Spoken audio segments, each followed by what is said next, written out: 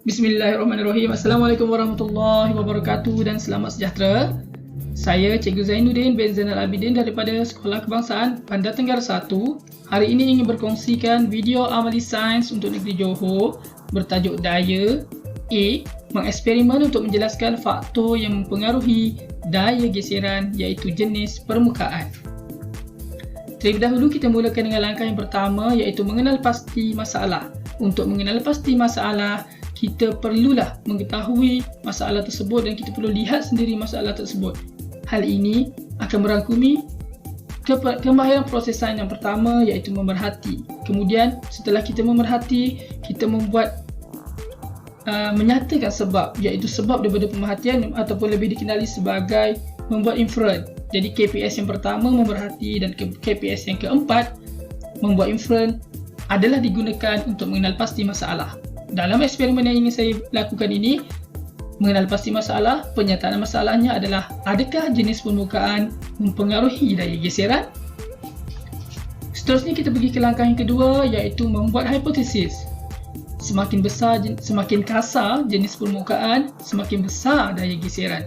Hal ini merangkumi KPS yang kelima iaitu meramal, di mana saya membuat hipotesis ini dan kemudian saya menggunakan pengetahuan sedia ada saya untuk saya nyatakan hipotesis ataupun kesimpulan awal yang akan menjadikan ia sebagai salah satu punca ataupun permulaan untuk kita menjalankan eksperimen. Jadi, daripada pengalaman saya, semakin kasar sesuatu permukaan itu, semakin besarlah daya geserannya. Maka, itulah KPS yang kelima, meramal. Dan dalam masa yang sama, KPS yang ke-9 mendefinisikan secara operasi juga terlibat.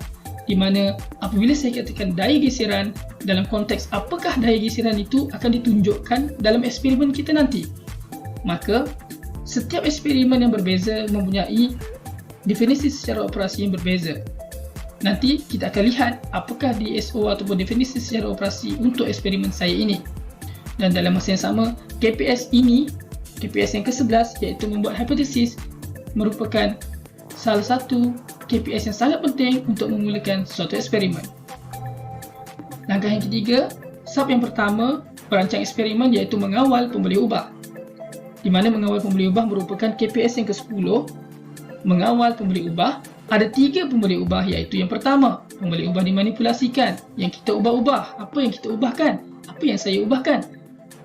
Saya menggunakan 3 jenis permukaan landasan yang berbeza, iaitu landasan siling yang cukup licin, dan kedua landasan cardboard yang ada sedikit-sedikit licin dan sedikit kasar, dan saya menggunakan satu lagi adalah landasan kapet, di mana kita tahu kapet itu agak kasar. Pemberi ubah bergerak balas adalah apa yang kita akan lihat dan apa yang kita akan catatkan dalam eksperimen ini. Dalam eksperimen ini, saya menggunakan KPS yang ke-9 iaitu mendefinisi secara operasi berkenaan dengan masa untuk kereta mainan bergerak sejauh 1 meter dan kurungan saat. Masa ini kita ambil dalam saat, di mana kita tahu bahawa masa ini sekiranya ia lama, ini bermakna definisi secara operasinya berkenaan dengan daya geseran adalah apabila masa lama, maksudnya daya geseran itu besar. Kalau masanya sekejap, maksudnya daya geserannya adalah sedikit. Itulah yang dikatakan definisi secara operasi daya geseran terhadap eksperimen saya hari ini, iaitu masa untuk kereta mainan bergerak sejauh 1 meter dalam unit saat. Seterusnya adalah pemberi ubah dimalarkan, iaitu saiz, jisim dan jenis kereta mainan kita akan tetapkan. Untuk memudahkan eksperimen saya ini, saya menggunakan satu saja kereta mainan yang sama agar ianya betul-betul sama dan tetap. Jadi ia dimalarkan, tidak perlu kereta yang berbeza kerana kita nak semuanya sama. Malah sudut kecenderungan landasan juga sama. Kita malarkan. Kalau kita ubah sudut ataupun kita ubah pemberi ubah yang dimalarkan ini, ia menyebabkan eksperimen kita tidak boleh diterima datanya. Untuk eksperimen yang saya jalankan, kecenderungan landasan, saya meletakkan satu papan besar di bawah untuk memastikan kecenderungan landasan ketiga-tiga landasan itu berada pada kecenderungan yang sama, dan saya menggunakan satu kereta untuk memastikan kereta itu juga sama. Jadi ia akan memudahkan dalam menjalankan eksperimen ini. Seterusnya, peralatan dan bahan yang digunakan, saya menggunakan sebuah kereta mainan sahaja, 3 jenis landasan iaitu siling, cardboard dan juga kapet, jam randik ataupun jam di telefon anda ataupun apapun saja jam yang boleh menyukat masa. Saya galakkan untuk 2 tempat penguluhan untuk saat. dan juga pembaris meter yang saya gunakan untuk mengukur panjang landasan. Seterusnya, langkah-langkah. Langkah pertama, susunkan peralatan dan bahan seperti yang telah dilakarkan. Sebelum menjalankan eksperimen, kita perlu melakarkan bagaimanakah setting untuk kita menjalankan eksperimen itu. Jadi ini merangkumi kemahiran manipulatif yang pertama, iaitu menggunakan dan mengendalikan peralatan dan bahan sains dengan betul. Apabila kita susun peralatan dan bahan sains itu, bermakna kita mengendalikan peralatan itu dengan betul. Dan juga merangkumi kemahiran manipulatif yang ketiga, iaitu melakar spesimen, peralatan dan bahan sains dengan tepat ketika kita melakar sebelum kita memulakan eksperimen inilah. Okey. Yang kedua, lepaskan kereta mainan dari garis permulaan landasan siling. Dalam masa yang sama, kita akan mulakan bacaan jam randik. Apabila kita lepaskan kereta itu, kita terus tekan jam randik pada masa yang sama. Okey, hal ini merangkumi KPS yang pertama, iaitu memerhati, di mana kita perlu memerhatikan betul-betul bilakah kereta itu sampai ke garis permulaan ataupun garis akhir 1 meter itu, supaya kita tidak melakukan banyak kesilapan dalam mengambil data masa. Seterusnya yang ketiga, kita hentikan jam randik sebaik sahaja kereta mainan sampai ke 1 meter dan bacaan jam randik diambil. Dalam mengambil bacaan jam randik ini, kemahiran proses sains yang terlibat adalah kemahiran proses sains yang ketiga, iaitu mengukur menggunakan nombor. Seterusnya adalah yang keempat, isikan maklumat dalam jadual. Ini merangkumi kemahiran manipulatif yang keenam, iaitu berkomunikasi. Kita berkomunikasi dengan mengalihkan maklumat-maklumat itu dalam bentuk jadual. Seterusnya langkah yang kelima, ulangi langkah 2 hingga 4 dengan menggunakan landasan cardboard dan juga karpet. Okey, maksudnya kita menggunakan, kalau untuk eksperimen yang saya jalankan ini mudah saja, saya tidak perlu menggantikan kerana saya letak ketiga-tiga landasan di atas papan yang sama, maka saya cuma perlu mengalihkan saja kereta mainan atau ke arah landasan yang berbeza. Okey. Kemudian kaedah pengumpulan data. Macam mana saya mengumpul data? Okey, saya mengumpul data dalam bentuk jadual seperti yang saya katakan tadi. Jadual ni mengangkumi 2 bahagian, iaitu jenis landasan, iaitu pembeli ubah dimanipulasikan dan pembeli ubah bergerak balas. Okey, saya minta maaf. Pembeli ubah yang bergerak balas berada di sebelah kanan, iaitu masa yang diambil untuk menuruni 1 meter landasan dalam unit saat. Jadi jenis landasan ada di situ, iaitu siling, cardboard dan juga karpet. Seterusnya, bagaimana saya menganalisis data?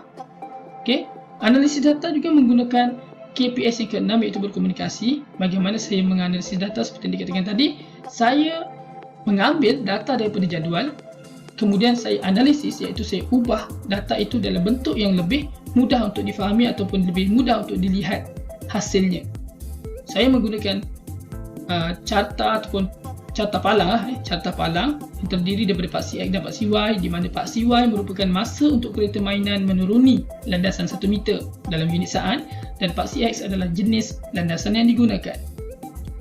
Kemudian kita pergi ke langkah yang keempat, iaitu melakukan eksperimen.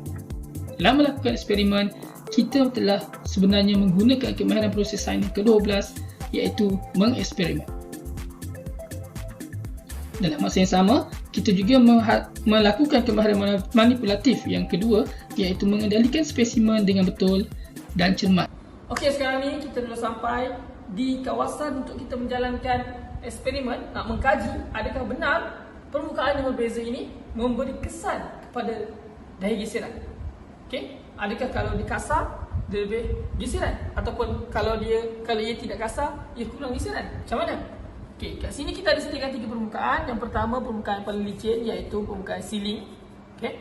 Kemudian yang kedua di sebelah sini adalah permukaan cardboard yang agak kasar, dan yang ketiga adalah permukaan karpet yang jauh lebih kasar.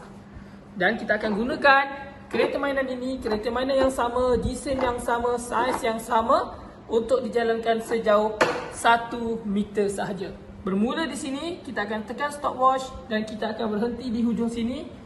Apabila kereta itu lalu saja bahagian ini, kita akan berhentikan stopwatchnya.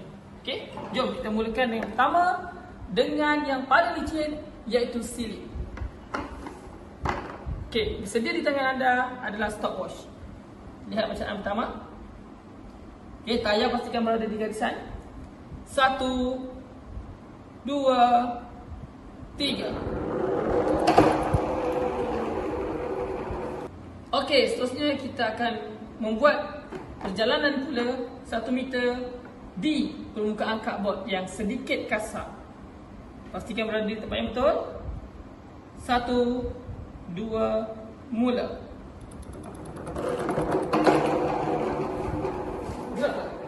Okey, seterusnya kita akan pergi kepada laluan yang ketiga, iaitu laluan yang paling kasar sekali. Adakah ia akan cepat atau lambat? Mari kita lihat. Letak pada kedudukan yang sama, 1 meter. Mulakan dari 3, 2, 1. Seterusnya adalah mengumpul data. Data yang telah didapati kita masukkan dalam jadual. Seperti yang kita lihat kat sini sudah ada data. Siling iaitu 1.28 saat, cardboard 2.34 saat dan karpet 3.09 saat. Daripada data ini, kita sudah dapat agak yang mana licin, yang mana tidak licin, yang manakah daya geserannya banyak dan manakah daya geserannya sedikit. Tapi untuk lebih nampak, kita akan pergi kepada yang seterusnya, iaitu kita menganalisis data kita. Di mana daripada analisis data yang kita dapat lihat di sini, carta palang menunjukkan bahawa siling mengambil masa yang sangat cepat, cardboard di tengah-tengah, kemudian karpet adalah masa yang paling lama. Daripada data yang ditunjukkan dalam analisis ini, kita dapat lihat bahawa karpet merupakan daya geseran yang paling besar berbanding dengan cardboard dan juga siling. Ini merangkumi kemahiran KPS yang ke-6, iaitu berkomunikasi juga. Kemudian kita mentafsirkan data kita. Seperti mana yang kita tahu, apabila kita telah berkomunikasi, kita menukar kepada jadual, daripada jadual kepada graf ataupun carta palang ini, dan daripada carta palang ini kita dapat tafsirkan. Dari sini kita dapat nampak dengan jelas siling merupakan geseran yang paling sedikit, cardboard sederhana dan karpet adalah geseran yang paling besar. Jadi daripada mana yang saya dapat tahu adalah daripada data ini, tafsiran data ini, kerana kita tahu bahawa masa kereta mainan menuruni kendasan 1 meter itu adalah daya geseran yang terhasil. Jadi semakin besar masanya, semakin besarlah daya geserannya. Ini juga merangkumi kemahiran proses sains yang ke-8, iaitu mentafsirkan maklumat. Kemudian kita akan membuat kesimpulan. Daripada dapatan eksperimen yang telah dijalankan tadi, kita dapati bahawa semakin kasar sesuatu permukaan itu, semakin lama masa diambil untuk kereta mainan menuruni landasan 1 meter. Jadi apakah yang dikatakan dengan masa yang diambil untuk kereta mainan menuruni landasan 1 meter? Itu adalah PUP ataupun pemulia ubah bergerak palas dalam eksperimen ini. Tulisan merah itu menunjukkan bahawa definisi secara operasi bagi daya geseran. Maka kesimpulannya adalah semakin kasar permukaan, semakin besar daya geseran. Maka hipotesis yang kita jalankan tadi, yang kita sebutkan pada awal tadi, diterima. Seterusnya, langkah yang ke-9 adalah membuat pelaporan. Sebelum kita membuat pelaporan, pastikan apabila kita selesai menjalankan eksperimen, bersihkan peralatan dengan cara yang betul. Ini merangkumi kemahiran manipulatif yang keempat. Dan kita juga perlu menyimpan peralatan dan bahan sains di tempat yang betul dan selamat. Ini merangkumi kemahiran manipulatif yang kelima. Seterusnya, kita bolehlah memulakan penulisan laporan kita.